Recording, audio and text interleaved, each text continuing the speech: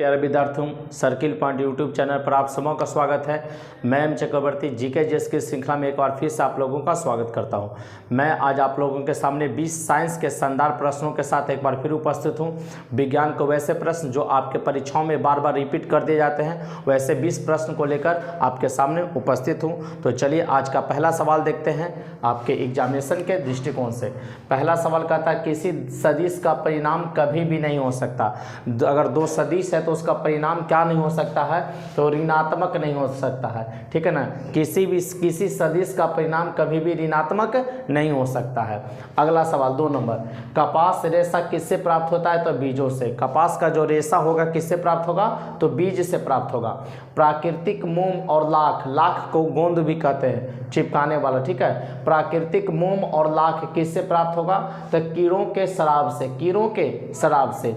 एक आवेशित खोखले गोलक के अंदर किसी जगह विद्युत क्षेत्र का मान क्या होगा। एक आवेशित खोखला है गोलक, ठीक है ना, खोखले गोलक के अंदर किसी जगह विद्युत क्षेत्र का मान क्या होता है, तो 0 होगा। विद्युत क्षेत्र का मान क्या होता है, 0 होता है। किस रोग के प्रतिरोध के लिए बीसीजी का टीका दिया जाता है, तो टीबी। ध्यान दीजिएगा, टीबी। और टीबी है जो जीवाणु के द्वारा होता है। टीबी जो रोग होगा किसके द्वारा होगा, जीवाणु के द्वारा। किस रोग के प्रतिरोध के लिए बीसीजी का टीका देंगे, तो टीबी। ठीक है, टीबी को या क्षमा रोग भी बोलते हैं, या क्षमा रोग। सोल्डर या टाका किसका मिश्र धातु है। सोल्डर या टाका जो होता है वो किसका मिश्र धातु है, टीन और सीसा का। टीन और सीसा का। प्रेशर कुकर में खाना जल्दी पक जाता है, इसका कारण क्या है, पानी का क्वथनांक बढ़ जाता है। पानी का क्वथनांक बढ़ जाता है। और ऐसे अगर पूछेगा कि पानी का क्वथनांक होता कितना है, तो 100 डिग्री सेल्सियस होता है। लेकिन प्रेशर कुकर में पानी का क्वथनांक बढ़ जाता है, जिसके कारण खाना जल्दी पक जाता है। कौन सा अक्रिय गैस वायुमंडल में नहीं पाया जाता है, तो रेडॉन। कौन सा अक्रिय गैस वायुमंडल में नहीं पाया जाएगा, रेडॉन नहीं पाया जाएगा। वयस्क मानव में रुधिर का निर्माण या रचना, वयस्क मानव में रुधिर का निर्माण या रचना किसके द्वारा होता है, तो अस्थि मज्जा के द्वारा। अस्थि मज्जा के द्वारा। गर्भाशय में कौन सी पेशी पाई जाती है, तो आरेखित पेशी पाई जाती है। गर्भाशय में कौन सा पेशी पाया जाता है, आरेखित पेशी पाया जाता है, ध्यान रखिएगा। चलिए क्वेश्चन नंबर 11 देखते हैं। विद्युत ऊर्जा को यांत्रिक ऊर्जा में बदला जाता है किसके द्वारा, तो विद्युत मोटर के द्वारा। विद्युत ऊर्जा को यांत्रिक ऊर्जा में किसके द्वारा बदला जाएगा, विद्युत मोटर के द्वारा बदला जाएगा। टाइफाइड रोग में कौन सा अंग प्रभावित होता है, तो आंत।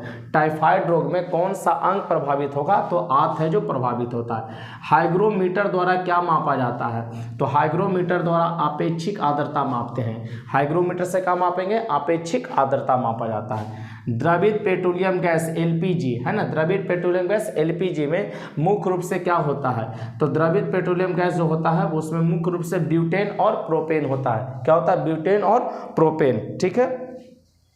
पौधा स्थितिज ऊर्जा को गतिज ऊर्जा में परिवर्तित करता है। पौधा स्थितिज ऊर्जा को गतिज ऊर्जा में परिवर्तित करेगा कब, तो श्वसन क्रिया द्वारा। कब करेगा, तो श्वसन क्रिया के द्वारा करेगा। और जब पौधा श्वसन करेगा तो वायुमंडल से क्या लेगा, कार्बन डाइऑक्साइड लेगा और ऑक्सीजन को छोड़ने का काम करेगा। लेकिन रात में ध्यान दीजिएगा, प्रकाश संश्लेषण की क्रिया नहीं करता है, तो वायुमंडल से क्या लेगा, ऑक्सीजन लेगा और कार्बन डाइऑक्साइड छोड़ेगा रात्रि में। और दिन में क्या होता है, कार्बन डाइऑक्साइड को ग्रहण करेगा और ऑक्सीजन को छोड़ेगा, रिड्यूस करेगा।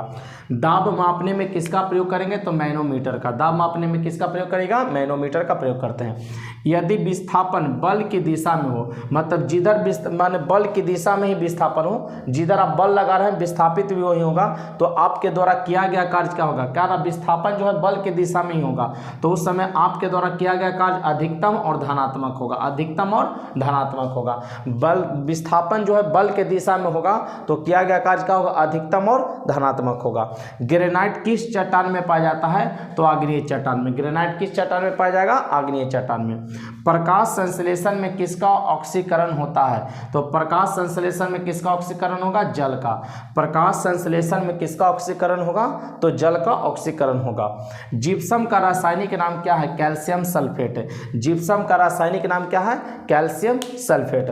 तो बच्चों 20 प्रश्न साइंस के महत्वपूर्ण थे जो कि आज आप लोग के लिए रहा। तो 20 प्रश्न एक दिन में याद करना आप लोगों के लिए कोई बहुत बड़ी बात नहीं है। आप इसे याद कर सकते हैं, बेहतर तरीके से याद कर सकते हैं। तो हम लोग मिलते हैं कल के क्लास में, तब तक के लिए जय हिंद, जय भारत, बेस्ट ऑफ लक।